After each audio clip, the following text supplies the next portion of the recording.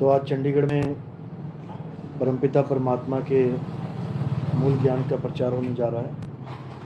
बहुत बड़े भाग हैं उन जीवों के जो इस सत्संग को अपने पूरे जीवन काल में एक बार भी सुन पाते हैं, और उससे बड़े भाग हैं उन जीवों के जो इसको थोड़ा सा भी समझ पाते हैं, क्योंकि जब तक मालिक की कृपा ना हो, बंदी छोड़ की दया ना हो, ये ज्ञान किसी के समझ में आने वाला नहीं है। बड़े बड़े ऋषि मुनि, पीर पैगंबर, औलिया, बड़े बड़े सिद्ध सारी उम्र भक्ति करके चले जाते हैं, सारी उम्र अल्लाह अल्लाह वाहेगुरु वाहेगुरु करके चले जाते हैं, लेकिन जन्म मरण से मुक्त नहीं हो पाते।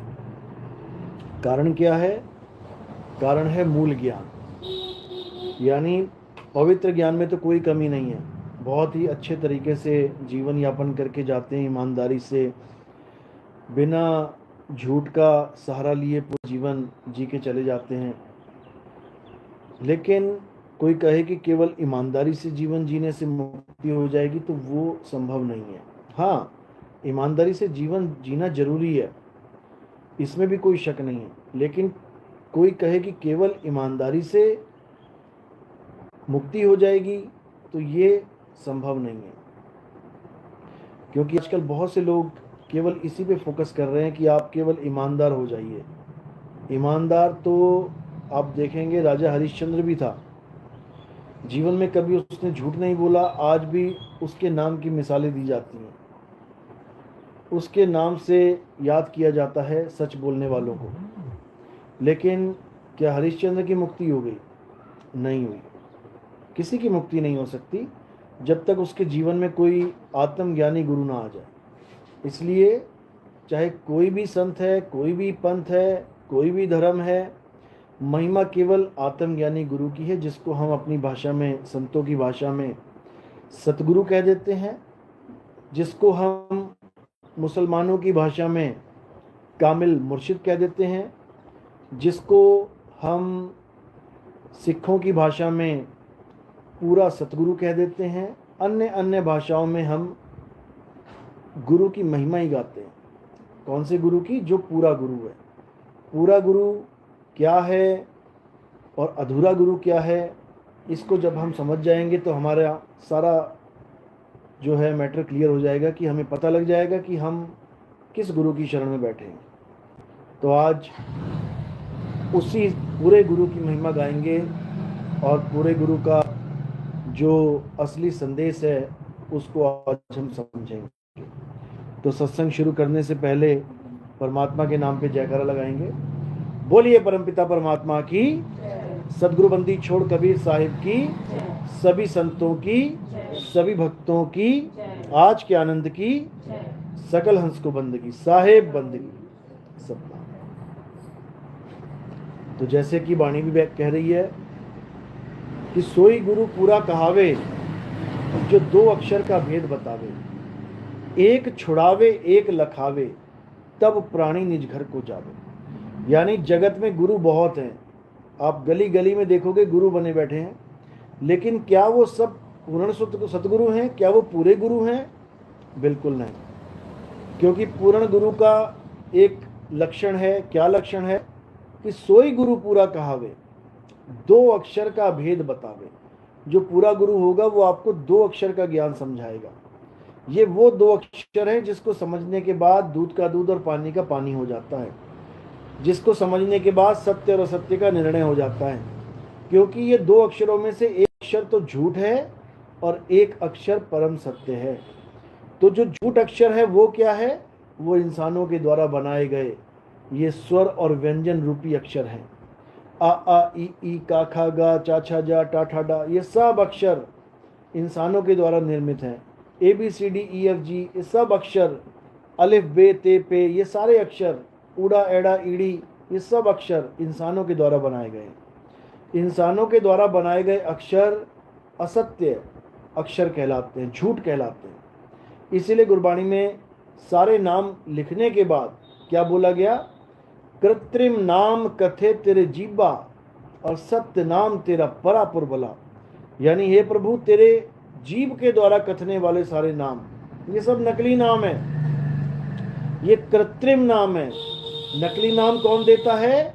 नकली नाम नकली गुरु देता है। अधूरा नाम अधूरा गुरु देता है। और पूरा गुरु क्या करता है? वो सारे अक्षरों को छुड़वा देता है। एक छुड़ाए एक लखाए। अगर हिंदू है तो उससे ये राम राम, राधे राधे, ओम नमः शिवाय और भी जितने भी नाम एक आदमी लेके बैठा है हिंदू धर्म में, वो सारे छुड़वा देगा। गुरु का काम ही यही है। कोई मुस्लिम नाम दीक्षा लेना चला जाए तो उसके जितने भी नाम हैं, जो भी नाम वो रट रहा है, जप रहा है, वो सब नाम छुड़वा देगा। अल्लाह अल्लाह करना छुड़वा देगा। अल्लाह अल्लाह नहीं करना है, अल्लाह को जानना है, अल्लाह को पाना है। सिखों से वाहिगुरु वाहिगुरु छुड़वा देगा। केवल वाहिगुरु वाहिगुरु नहीं करना है, वाहिगुरु को जानना है, वाहिगुरु है क्या।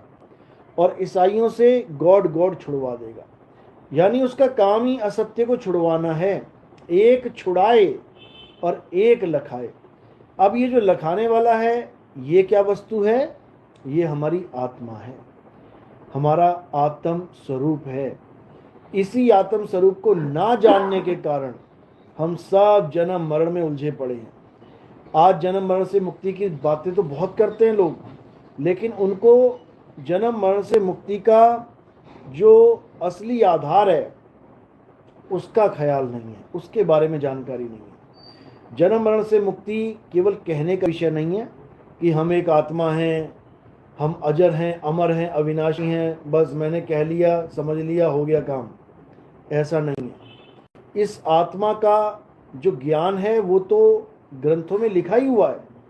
मैं आँख नहीं हूँ, मैं कान नहीं हूँ, मैं बाल नहीं हूँ, मैं खाल नहीं हूँ, मैं जीभ नहीं हूँ, मैं होठ नहीं हूँ।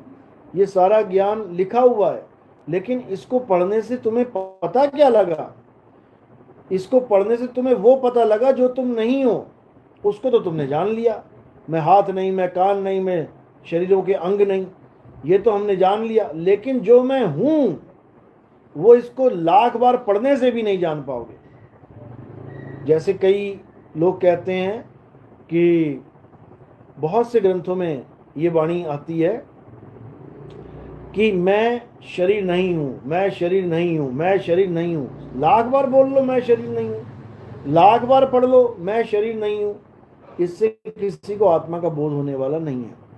आत्मबोध कैसे होता है? जब हमारे जीवन में भेदी गुरु आता है जो हमें आत्म तत्व का भेद समझा के हमें साधना देता है। भेद तो सारे समझाने में लग गए सुन सुन के कि आत्मा अजर है, अमर है, अविनाशी है। बच्चा भी बोलने लग गया आज। बच्चे जो पाठ करते हैं, गीता वाचन करते हैं, वो भी आज अपने सत्संगों में बोलने लग गए कि आत्मा अजर अमर अविनाशी है। ठीक है, अच्छी बात, इतना पता होना चाहिए। बेसिक नॉलेज है, बच्चे को पता होना चाहिए। हर बच्चे को पता होना चाहिए कि पानी में डूबने से बचने का एकमात्र उपाय क्या है? तैरना। इतना ज्ञान सबको होना चाहिए। लेकिन केवल इतना जान लेने मात्र से कोई तैरना सीखना आ जाएगा? नहीं आ सकता। उसके लिए आपको क्लासेस लगानी पड़ेंगी। आप किसी गुरु की शरण में जाके तैरना सीखोगे। थ्योरी पार्ट में तो समझ में आ गया आपको कि डूबने से बचना है तो तैरना सीख लो, ज्ञान तो हो गया। लेकिन इसको प्रैक्टिकल में लाने के लिए हमें किसी गुरु की जरूरत पड़ती है। और वो गुरु क्या करता है? धीरे धीरे धीरे हमें रोज तैरना सिखाता है। उसके साथ हम तैरते हैं, वो हमारे साथ होता है।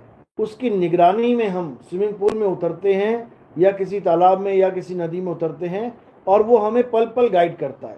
उसका काम ही यही है कि हमें वो विद्या सिखाना जिसमें वो पूर्ण है, ताकि हमारी हर गलती को वो सुधार सके। अब जिसने खुद ही ना जाना उस विद्या को, वो दूसरे को क्या तैरना सिखाएगा? दोनों डूबेंगे। इसलिए कबीर साहब बार बार ये चेतावनी दे रहे हैं कि ऐसे गुरु की शरण में मत रहो जो तुम्हें केवल और केवल 52 अक्षरों से जोड़ रहा है। तो क्या करना है?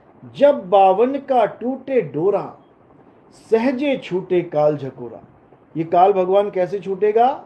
जब 52 का डोर तुम तोड़ दोगे। यानी अब कुछ नहीं जपना, कोई नाम नहीं जपना, कोई राम राम नहीं, कोई राधे राधे नहीं, कोई अल्लाह अल्लाह नहीं, कोई वाहिगुरु वाहिगुरु नहीं। फिर क्या करना है? अपने आप को जानना है कि हु एम आई, मैं कौन हूं। जब अपने आप को जानना शुरू करोगे तो क्या होगा? इस काया माया से तुम निर्लेप हो जाओगे। तुम अपने स्वरूप को जान पाओगे।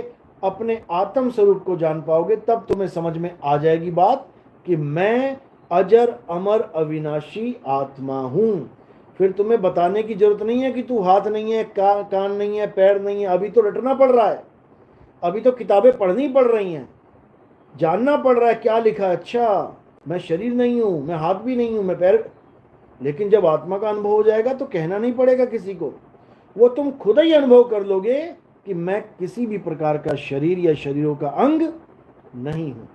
जब ये ज्ञान हो जाएगा तब क्या होगा, तब तुम एक ऐसी अवस्था में आ जाओगे जहां तुम्हें शरीर की जरूरत ही नहीं पड़ेगी। जीने के लिए, जीने के लिए शरीर की जरूरत नहीं पड़ेगी, बल्कि शरीर तुमसे जीवन ले रहा है। तुम्हें ये बोध हो जाएगा कि मेरी वजह से ये शरीर जिंदा है, शरीर की वजह से मैं जिंदा नहीं हूं। क्योंकि कई लोग सोचते हैं कि शरीर खत्म हो जाएगा तो मैं भी मर जाऊंगा, किसी ने गला काट दिया तो मैं भी कट जाऊंगा, किसी ने गोली मार दी तो मैं भी मर जाऊंगा। बिल्कुल नहीं। अगर किसी का गला भी काट दिया जाए तब भी आत्मा को कुछ नहीं हो सकता, किसी को गोली भी मार दी जाए तब भी आत्मा को कुछ नहीं हो सकता। तो हमारा जो मकसद है क्या है, चाहे कोई हिंदू है, चाहे मुसलमान, चाहे सिख, चाहे ईसाई, इससे हमें कोई फर्क ही नहीं पड़ता।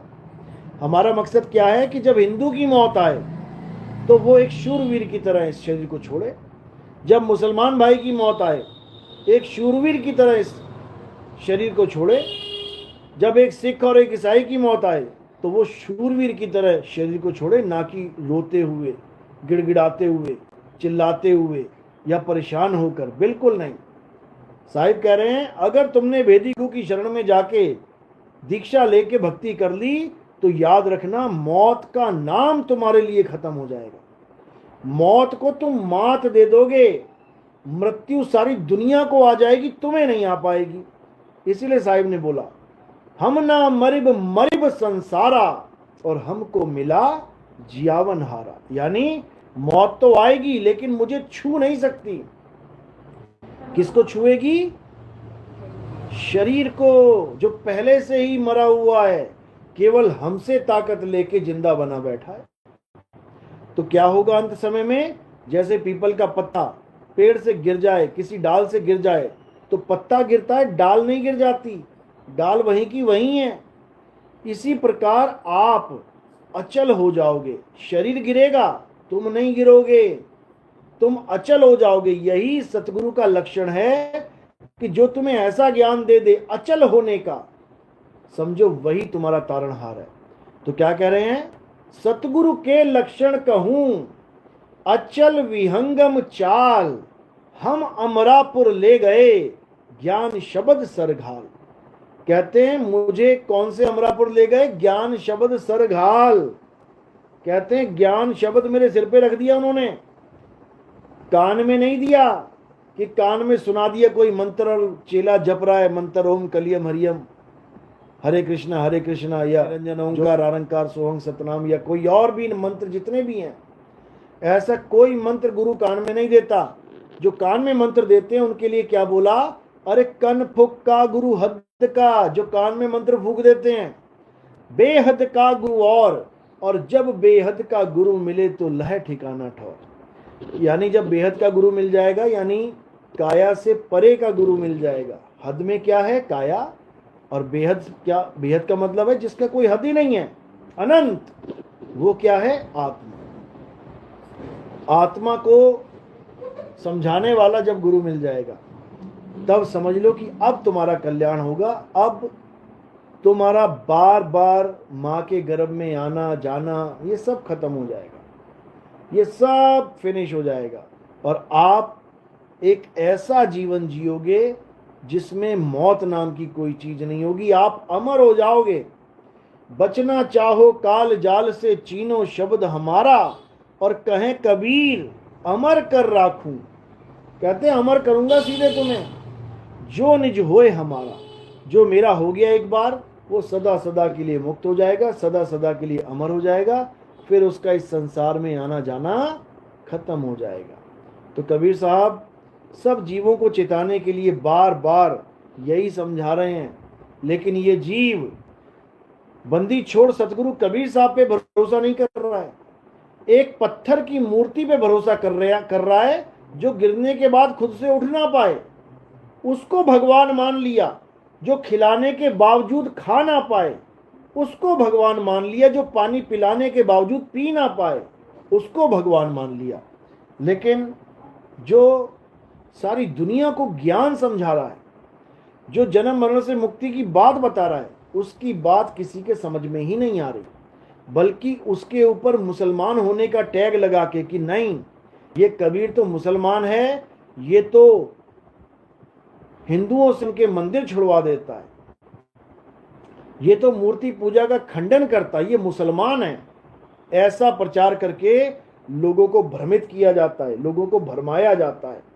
जबकि कबीर साहब आप देखोगे सबसे ज्यादा राम के ऊपर दोहे बोलने वाले कौन हैं? कबीर साहब ही हैं। राम नाम की लूट है, लूट सके तो लूट, और अंतकाल पछताएगा प्राण जाएंगे छूट। बताओ कौन सा मुसलमान ये दोहे बोलेगा भाई? कौन सा बोलेगा? राम नाम रटते रहो जब लग घट में प्राण, और कब हूं दीन दयाल के भनक पड़ेगी कान। कौन बोलेगा मुसलमान राम नाम की बात करेगा?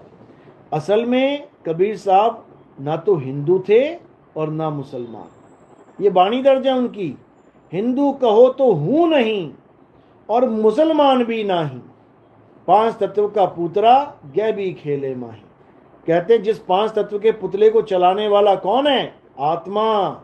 मैं वो हूं, मैं ये शरीर नहीं हूं कि किसी ने चोटी रख के शरीर पे बालों की चोटी रख के ब्राह्मण बन गया और किसी ने मूछ मुड़ा के दाढ़ी रख के ऊपर टोपी लगा के मुसलमान बन गया। मैं शरीर नहीं हूं कि तुम मुझे हिंदू मुसलमान सिख ईसाई की कैटेगरी में रखो, क्योंकि हिंदू मुसलमान सिख ईसाई कौन हो सकता है? केवल शरीर हो सकता है। आत्मा हिंदू मुस्लिम सिख ईसाई नहीं हो सकती। आत्मा का मतलब ही नहीं है हिंदू मुस्लिम सिख ईसाई होने का। आत्मा तो शब्द स्वरूप है और सबको पावर दे रही है, सबको ताकत दे रही है, बिना पक्षपात किए कि ये हिंदू है इसको ज्यादा दे दूं, ये मुसलमान है इसको कम दे दूं, ऐसा बिल्कुल नहीं है। सबके शरीरों को ताकत देने वाली आत्मा अजर अमर अविनाशी अखंड अचल अडोल अबोल निरक्षर, वो परमपिता परमात्मा, उसका कोई जात पात कोई भेद नहीं है। साहिब तो जात पात के बिल्कुल खिलाफ बात करते हैं। हम वासी व देश के जहां जात वर्ण कुल नहीं। कह रहे हम उस देश से आए हैं जहां पर ना तो किसी कोई जात है, ना कोई कुल है, ना कोई वर्ण है। यानी कहां से आए हैं? हम आत्म स्वरूप से आए हैं। आत्मा की ना तो कोई जात है, ना उसका कोई कुल है, और ना ही उसका कोई वर्ण है। तो आत्मा का ज्ञान इस तीन लोक के जात पात वाले ज्ञान से, कुल वर्ण वाले ज्ञान से बिल्कुल न्यारा है, बिल्कुल अलग है। आत्मा का ज्ञान क्या है? अपने स्वरूप को प्राप्त कर लेना, अपने निज स्वरूप को प्राप्त कर लेना ही आत्म ज्ञान है। लेकिन गलती से दुनिया क्या कर रही है? तीन गुणों के बनाए हुए नाम, तीन गुणों के बनाए हुए मंदिर मस्जिद गुरुद्वारे चर्च, तीन गुणों के बनाए हुए मूर्ति, इनकी पूजा में लगे हुए, इनकी ही आस में लगे पड़े हैं। और साहिब कह रहे हैं कि जब तक इनकी आस नहीं छूट गई तब तक भूल जाना की मुक्ति हो सकती है, किसी की मुक्ति नहीं हो सकती। तो साहिब समझा रहे हैं तीन गुणों की भक्ति में, अरे भूल पड़ा संसार, पूरा संसार तीन गुणों की भक्ति में लगा हुआ है। अब ये ना कोई सोचे कि तीन गुण का मतलब केवल ब्रह्मा विष्णु और महेश है, ऐसा नहीं है। अगर तीन गुण केवल ब्रह्मा विष्णु और महेश हैं तो फिर सारा संसार कहाँ तीन गुणों की भक्ति कर रहा है? आप अमेरिका में जाइए, आप जर्मनी में जाइए, चाइना में जाइए, ब्रह्मा विष्णु महेश को कोई अंग्रेज नहीं पूज रहा है, कोई भी नहीं। क्यों? क्योंकि उनके तीन गुण कुछ और हैं, ये नहीं है ब्रह्मा विष्णु महेश। उनके तीन गुण क्या हैं? GOD, G for generator, O for organiser, D for destroyer.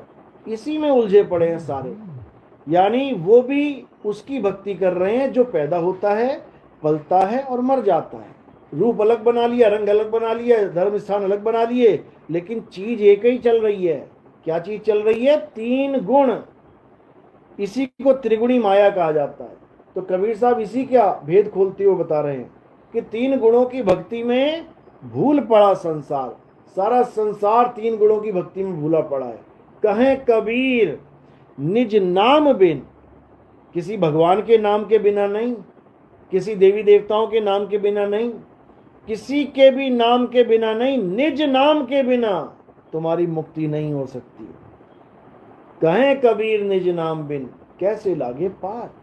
तो निज नाम क्या है? निज नाम आपका निज नाम यानी निज स्वरूप है, आपकी निजी वस्तु है। वो कोई भगवानों के नाम नहीं है कि मैं जब तक ये राम राम नहीं रट लूंगा मेरी मुक्ति नहीं होगी, मैं जब तक राधे राधे नहीं जप लूंगा मेरी मुक्ति नहीं। ये तो किसी और के नाम जप रहे हो, ये तो तुमसे भिन्न किसी और के नाम जप रहे हो। हमें कौन सा नाम चाहिए? निज नाम, यानी मुझे मेरा नाम चाहिए। मैं क्या हूं, मैं कौन हूं।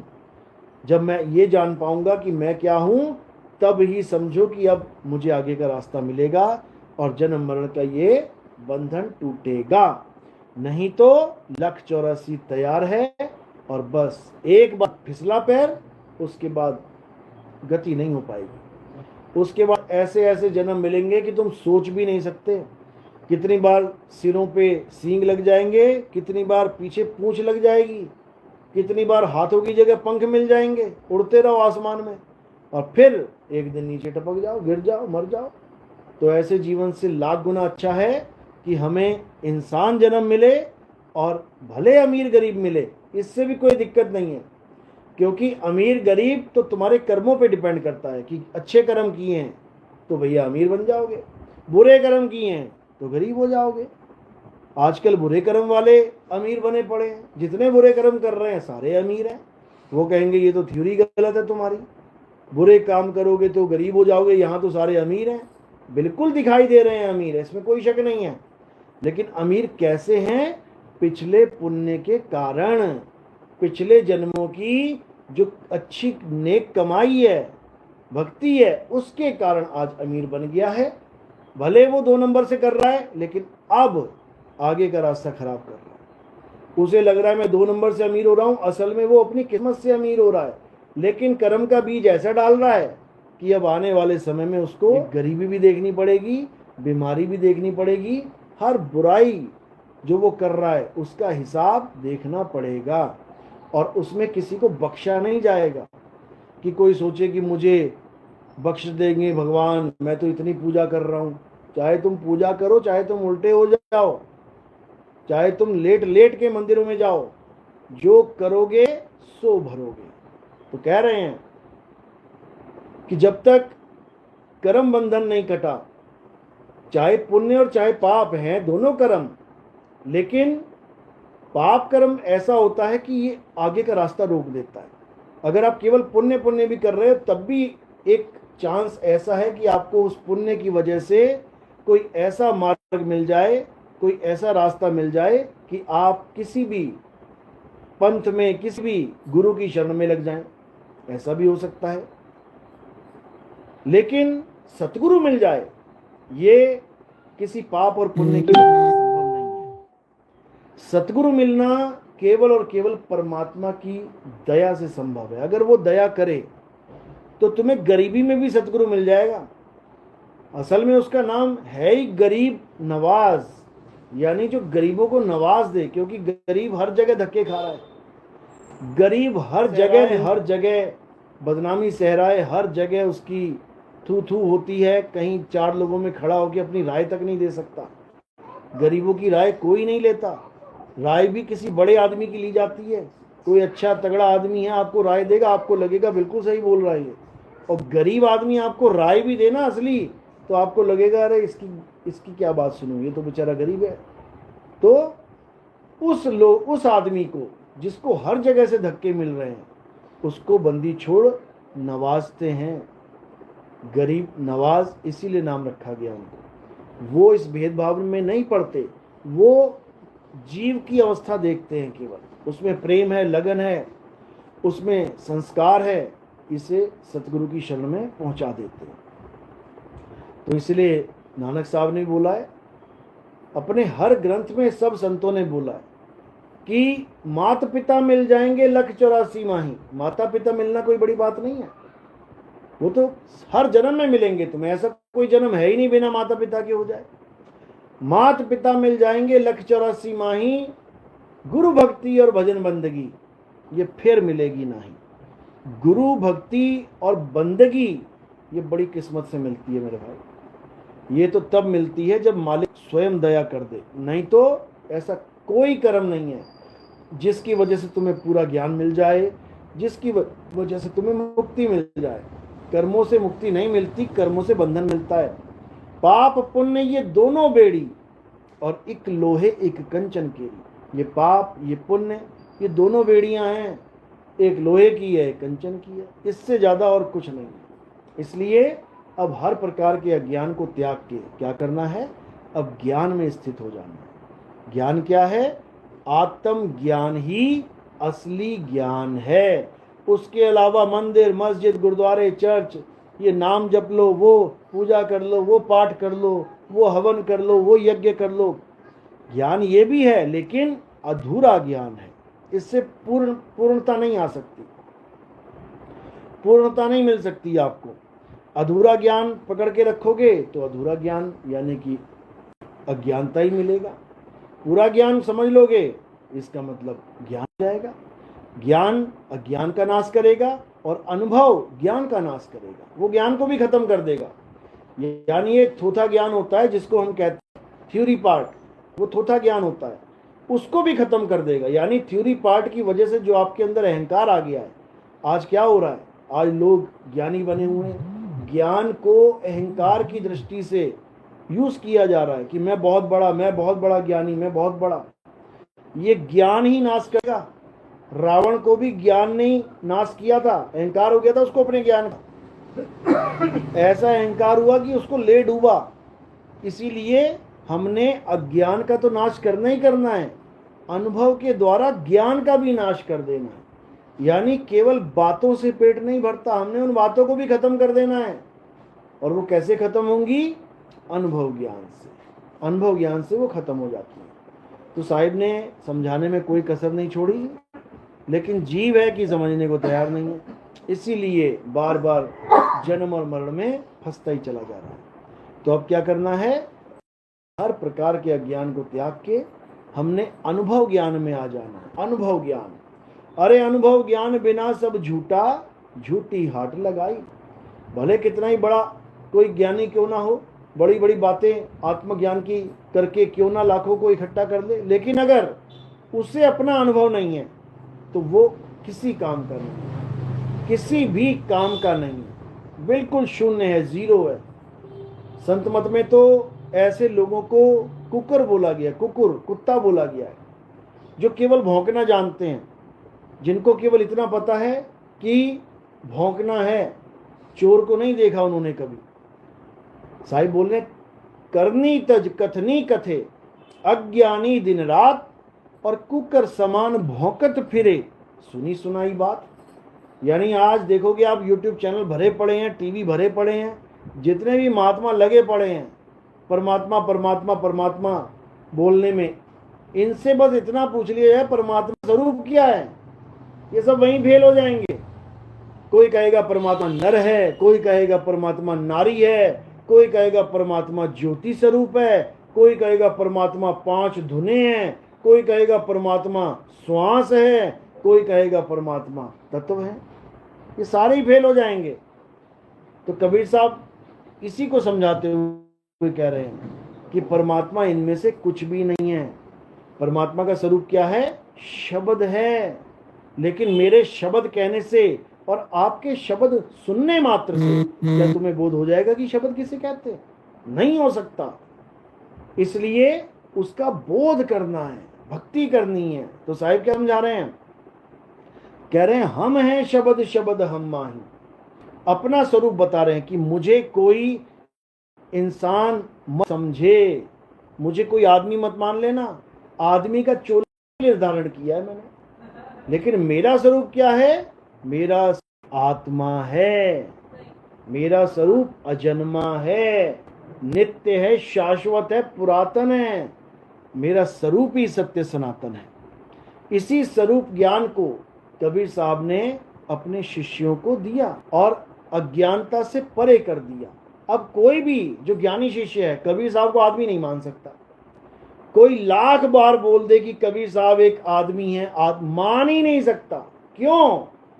क्योंकि उसने खुद अपना स्वरूप जान लिया कि मैं भी आदमी और औरत नहीं हूं। जब मैं आदमी और औरत नहीं हूं तो मेरा गुरु आदमी और औरत कैसे हो सकता है? मेरा प्रभु आदमी और औरत कैसे हो सकता है? नहीं हो सकता।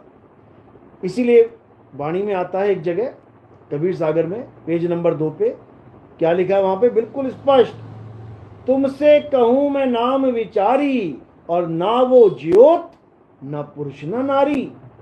कहते हैं मैं तुम्हें परमात्मा की बात बताता हूं। जो ये लोग परमात्मा परमात्मा कर रहे हैं और नारी पुरुष में उलझे पड़े हैं, हे धर्मदास मेरी बात सुनो, मैं समझा रहा हूं तुम्हें कि शब्द होता क्या है।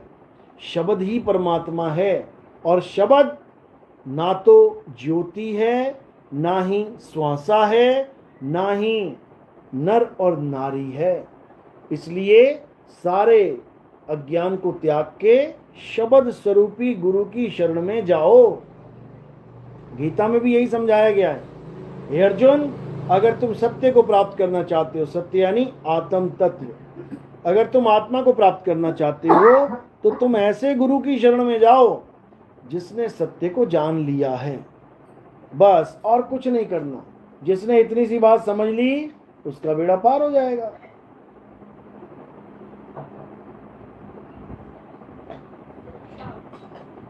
तो साहिब समझा रहे हैं, हम हैं शब्द, शब्द हम माही, हमसे भिन्न और कछु नाही। शब्द न बिन से देही, और कहें कबीर हम शब्द सनेही। कि गलती से भी मुझे शरीर मत मान लेना, मैं शब्द स्वरूप हूं। लेकिन अज्ञानता में इस जीव ने इतने शब्द बना दिए, इतने शब्द बना दिए, करोड़ों नाम बना दिए और उसी को परमात्मा मान के बैठ गया। अभी कोई कहे कि परमात्मा पाने के लिए नाम को त्यागना पड़ेगा, एकदम आंखें खुल जाएंगी उसकी। क्या बात कर रहे हो? परमात्मा का नाम छोड़ के परमात्मा मिल सकता है क्या? ऐसा भी हो सकता है? सबके दिमाग में यही सवाल गूंज जाएगा, जबकि यही असलियत है। परमात्मा को केवल तभी पाया जा सकता है जब परमात्मा के सारे नाम जपना छोड़ दें। फिर क्या करें? उस स्थान को जाने जहां परमात्मा विराजमान है। और वो स्थान कहां है? वो तुम्हारी आत्मा है। आत्म में राम, राम में आत्म, चीनस गुरुमुख विचारे। आत्मा में राम का वास है और राम में ही आत्मा का वास है। वो एक ही है, बस हम उसको समझ नहीं पा रहे। तो हमारी आत्मा क्या है? हमारा शब्द गुरु ही हमारी आत्मा है, समझ लो। तो कह रहे हैं जब तक शब्द गुरु का भेद नहीं मिला तब तक समझ लो कि अब तुम्हारा जीव 84 में जाएगा ही जाएगा, भटकता रहेगा। और जब शब्द गुरु का भेद मिल गया अब उसका आना जाना खत्म हो जाता है। अब वो अपने स्वरूप में समाएगा, ना कहीं आना ना कहीं जाना, और आपे में आप समाना। जब ऐसा गुरु मिल गया आपे में आप समाने वाला, उसके बाद कहीं जाने की जरूरत नहीं है। यही असली ज्ञान है। इसके अलावा और दुनिया में ऐसा कोई ज्ञान नहीं है जिससे आप शब्द में समा सको। जाप वाले गुरु मिल जाएंगे, अजपा जाप वाले मिल जाएंगे, अनहद नाद वाले गुरुजी मिल जाएंगे, लेकिन सूरत को शब्द में समाने वाले गुरुजी नहीं मिलेंगे। इसीलिए साहिब ने बोला ना, जाप मरे अजपा मरे अनहद भी मर जाए, और सूरत समाए शब्द में वाको काल ना खाए। ये क्यों नहीं बोला कि सूरत समाए सतलोक में, सूरत समाए अलग लोक में, सूरत समाए अनामी लोक में, वाको काल ना खाए? ऐसा भी बोल सकते थे, लेकिन ऐसा नहीं बोला। उन्होंने क्या बोला? सूरत समाए शब्द में वाको काल ना खाए, क्योंकि शब्द ही असली सतलोक है। वो नकली वाला नहीं जिसमें सोने के पहाड़ दूध की नदियां हैं, वो सब नकली माल है। असली सतलोक क्या है? तुम्हारा शब्द स्वरूप गुरु ही असली सतलोक है। उसी को बोला गया है। उसी में सूरत को समाना है। उसी में एक बार सूरत समा जाएगी तो समझो कि अपने परमात्मा के चरणों में लीन हो गई। अब उसे कोई पकड़ नहीं सकता। बस इतनी सी बात समझ ली, इतनी सी बात समझ ली, समझ लो पक्के सनातनी बन जाओ बस। तो गुरु क्या करता है? गुरु नकली नामों से बचाता है और असली नाम जोड़ देता है। एक छुड़ाए एक लखाए। किसको छुड़ाए? 52 छुड़ाए। गुरु ग्रंथ साहब में कितनी अच्छी बानी दर्ज है। कह रहे हैं 52 अक्षर जोरे आन। ये हिंदू, ये मुस्लिम, ये सिख, ये ईसाई, इनके जितने ग्रंथ हैं देखो क्या है उसमें, 52 अक्षरों को जोड़ा तोड़ा गया है। 52 अक्षरों के द्वारा ग्रंथ लिखे गए हैं। उसी ग्रंथों में से कोई ना कोई नाम उठा के भगत जप रहा है। हिंदू है तो राम जप लेगा, क्यों? रामायण में राम लिखा हुआ है। मुसलमान है अल्लाह अल्लाह जपने लग जाएगा, क्यों? क्योंकि कुरान में अल्लाह लिखा हुआ है। सिख है वाहिगुरु वाहिगुरु जपने लग जाएगा, क्यों? क्योंकि उसको गुरु ग्रंथ साहब से नाम मिल गया। तो इसी प्रकार हर इंसान 52 को जोड़ तोड़ के अपने अपने नाम बना के बैठ गया। अपने भगवानों के नाम खुद ही बनाना रखने शुरू कर दिए। जबकि नाम कौन रखता है? खुद सोचो, नाम कौन रखता है? बड़ा आदमी छोटे बच्चे का नाम रखता है। यानी जो बड़ा है वो नाम रखेगा किसका? जिसका नाम रखा गया उसका। वो छोटा हो गया। यहां पर इंसान ने सारे नाम भगवान के रखे हैं, यानी भगवान छोटा हो गया और इंसान बड़ा हो गया। इंसान नामकरण कर रहा है भगवानों का। बताओ, भगवान वो है जो जब था तब एक भी इंसान नहीं था।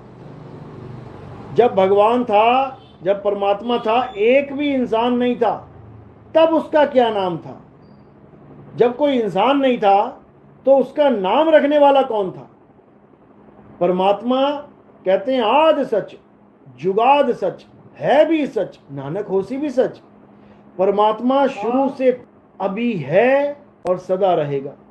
तो जो परमात्मा शुरू से था तब कोई 184 जून नहीं थी, कोई दुनिया नहीं थी, कोई इंसान नहीं था, तब उसका नाम क्या था? वो नाम जानने पर मुक्ति होगी। ये 52 अक्षरी नाम जानने पे मुक्ति नहीं होगी जो परमात्मा की दुनिया में इंसान पैदा होने के बाद रख के बैठ गया है। करोड़ों नाम रख दिए इसने, लेकिन साहिब ने एक ही साखी में सारे करोड़ों के करोड़ों नाम काट दिए। क्या कह रहे हैं? अरे कोटि नाम संसार में इनसे मुक्ति ना होए। खेल खत्म हो गया सबका। हिंदुओं के राम राम राधे राधे ओम नमः शिवाय वालों का खेल खत्म। मुसलमानों के अल्लाह अल्लाह रब रब करने वालों के, कलमा पढ़ने वालों के, नमाज पढ़ने वालों के खेल खत्म। 52 अक्षर का ही खेल है। सिखों का वाहिगुरु वाहिगुरु वाहिगुरु नाम जपने का खेल खत्म और ईसाइयों का गॉड हालेलुया का खेल खत्म। यानी 52 अक्षर खत्म कर दो दुनिया से तो सारे धर्मों के सारे नाम, सारे धर्मों के सारे ग्रंथ, सब कुछ खत्म हो जाएगा। और जैसे ही सब कुछ खत्म हुआ, 52 अक्षर खत्म हुए, अब बताओ कि परमात्मा का नाम क्या है? अब बताओ परमात्मा का नाम क्या है? क्योंकि ये 52 अक्षरी नकली नाम उस परमात्मा का नाम नहीं है। परमात्मा का नाम क्या है? सतनाम। लेकिन ये वाला सतनाम नहीं जो मैंने बोल दिया है, सतनाम, ये भी हमने रखा है गुण के आधार पे। क्यों सतनाम क्यों रखा? क्योंकि परमात्मा सत्य है, वो सत्य है, इसलिए उसका नाम सतनाम रख दिया गया। जैसे कोई काला बच्चा पैदा हो जाए घर में तो क्या बोल देते हैं उसको? कालू, ए कालिया। कोई बहुत गोरा बच्चा पैदा हो जाए तो उसका नाम गोरा रख देते हैं। अगर भूरी आंखों वाला कोई लड़का बच्चा पैदा हो जाए तो उसका नाम भूरा ही रख देते हैं, बिल्ला रख देते हैं उसका नाम। क्यों? बिल्ली आंखें हैं उसकी। यानी गुण के आधार पे नाम रखे जाते हैं। कोई नाटा आदमी जाएगा तो तुम उसको ये नहीं कहोगे और लंबू क्या हाल है, उसको क्या कहोगे? उसका शरीर देख के उसका नाम रख दोगे, ए नाटे इधर आ, ए बौने इधर आ। तो गुण के आधार पे नाम रखे जाते हैं। तो परमात्मा का नाम गुण के आधार पे रखा गया है। कौन सा नाम? सतनाम। इसी सतनाम को जानना हमारे जीवन का परम लक्ष्य है। बिना सतनाम के किसी की मुक्ति नहीं हो सकती।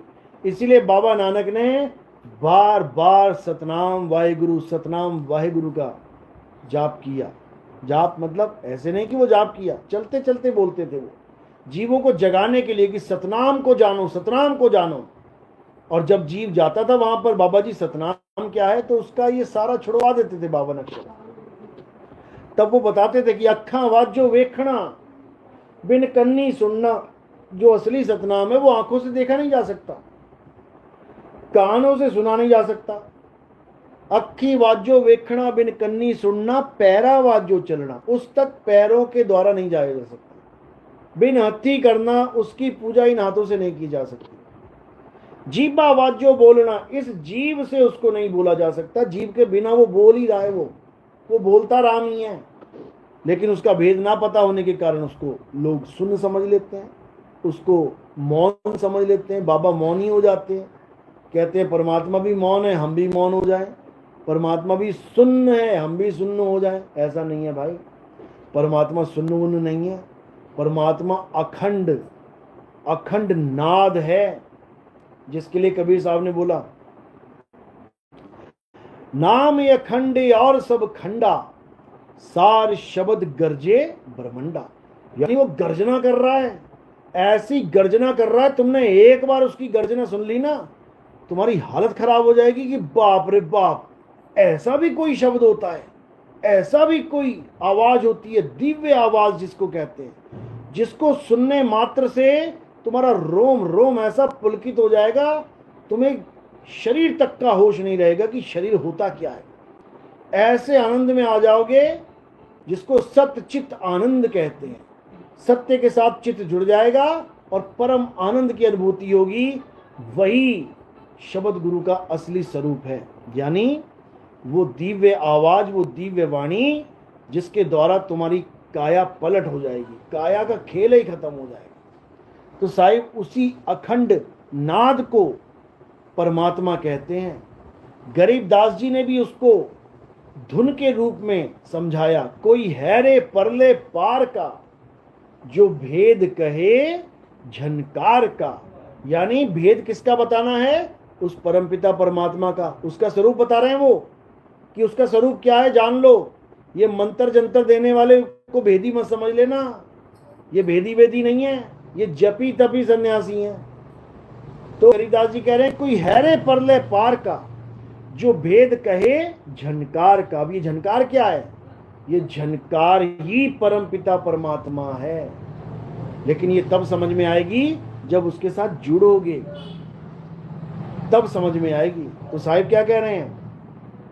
कह रहे हैं शब्द विहंगम चाल हमारी, उससे जुड़ने का तरीका भी बता दिया। कैसे? विहंगम चाल से। शब्द विहंगम चाल हमारी, कहे कबीर सतगुर दैतारी। खुले कपाट शब्द झनकारी, आगे ना झनकारी।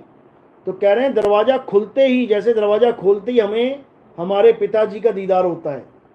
पिताजी घर पे आए, नॉक नॉक किया, दरवाजा खटखटाया, आप भागे गए, जैसे ही दरवाजा खोला सामने कौन है? पिताजी। इसी प्रकार पिताजी का स्वरूप बताते हुए कबीर साहब क्या कह रहे हैं?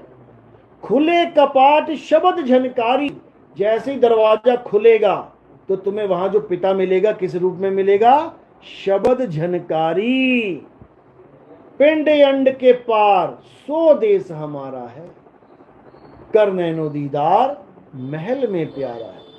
इसी को हमारे दीवान जौहरपति साहिब ने बोला, रुंझुन सार शब्द झनकारा, और पावेगा कोई संत प्यारा। कहते हैं झनकार यानी परमात्मा की वो दिव्य आवाज, दिव्य वाणी, उसको कोई बिरला संत प्राप्त कर पाएगा, सबके बस की बात नहीं है। इसलिए अब क्या करना है? अब केवल और केवल अपने आत्म स्वरूप पे कंसंट्रेट करना है, और बाकी सब भूल जाओ, हर चीज को किनारे कर दो। ये माया में जितना भी जगत में माया दिख रही है, सबको किनारे कर दो, और केवल वो काम कर लो जो गुरु ने बताया है। बस अपने ध्यान को, अपनी सूरत को उस शब्द में स्थिर कर लो, तब काम बन जाएगा। नहीं तो गगन में अगिया लागी बड़ी भारी। ऐसी आग लगी है गगन में कि बड़े बड़े बच नहीं पाए। गगन में अगिया लागी बड़ी भारी, अरे ब्रह्मा जल गए, विष्णु जल गए शिव त्रिपुरारी, राम भी जल गए, लक्ष्मण जल गए किशन मुरारी। गगन में अगिया लागी बड़ी भारी, चंदा जर गए, सूरज जर गए, 9 लाख तारा जारी। कहें कबीर सोई जन बच गए। कौन बच गए? जिन शब्द में सुरत संभारी, गगन में अगिया लागी बड़ी भारी। गगन क्या है? ये गगन है, इसके अंदर आग लगी हुई है। कौन सी आग लगी है? जब तुम किसी ऐसे गुरु की शरण में जाओगे जो तुम्हें इंगला पिंगला सुषमना से इस काया में एंट्री करवा देगा, जैसे ही तुम इंगला पिंगला सुषमना से जाओगे, यहां पर तुम्हें एक बहुत क्या मिलेगी? ज्योत मिलेगी। ज्योत का क्या किससे बनती है? अग्नि से। आग से ही तो ज्योत जलाओगे। तो कह रहे हैं इसमें जो चला गया उसकी हालत खराब हो गई, वो जल गया इस ज्योत में। जैसे एक पतंगा, आप अंधेरे में ज्योत जला दो, भी देखो आंखें बंद करो, सबको अंधेरा लगेगा। अब इस अंधेरे में एक ज्योत जग रही है, जैसे तुम अंधेरे में कमरे में एक ज्योत जगा दो, अब वो पतंगा कहीं पर भी हो, वो सीधे आके ज्योत में छलांग मार देगा, यानी ज्योत उसकी मौत का कारण बन गई। इसी प्रकार जो तुम्हारी ज्योत यहां जग रही है, जिसका नाम है अलख निरंजन, जिसका नाम है ज्योत निरंजन, लिया था ना राधा स्वामी से नाम, ज्योत निरंजन, यही है वो ज्योत निरंजन। तो इसी ज्योत में सब जल गए, सब A to Z, एक भी ना बचा। कौन बचा?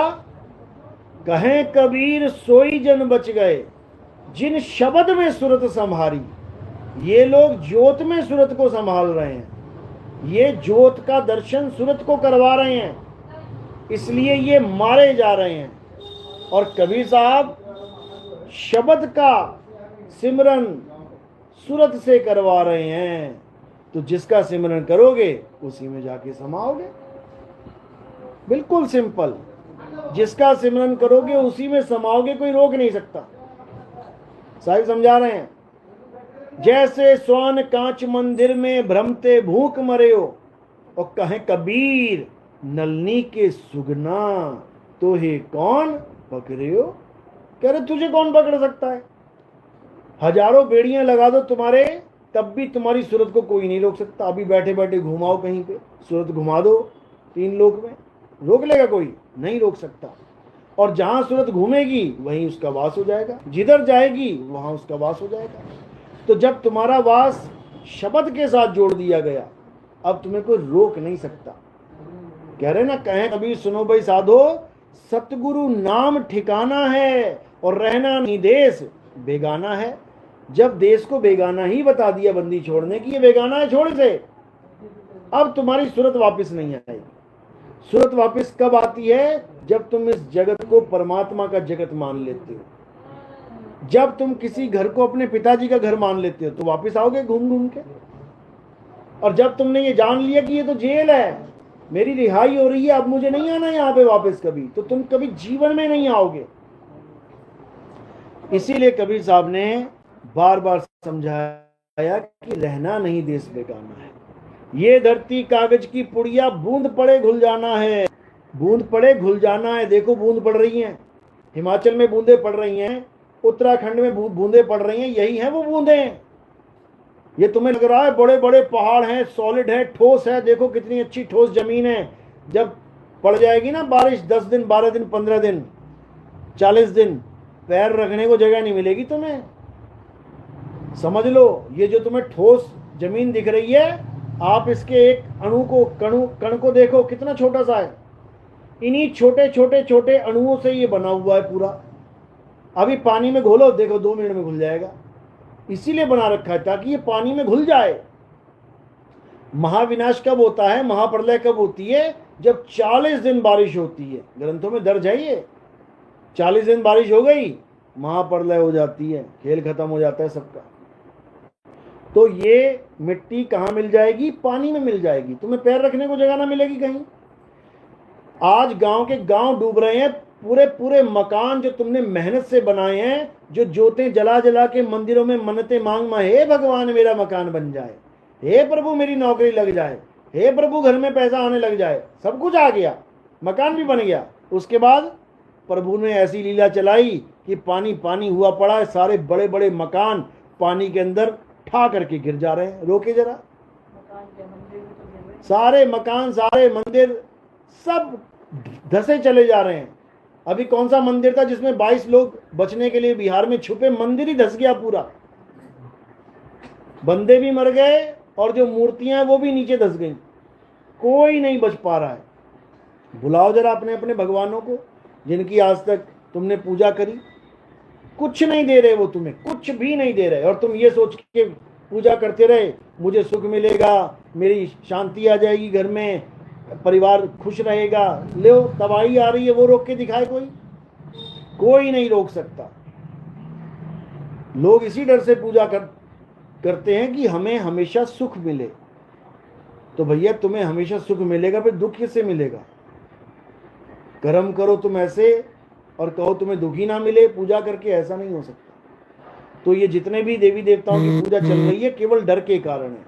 ऐसा नहीं कि कबीरपंथी नहीं मरेगा, कबीरपंथी भी मरेगा, कबीर साहब का असली ज्ञान रखने वाला भी मरेगा, लेकिन वो ऐसा मरेगा कि फिर दोबारा नहीं मरेगा।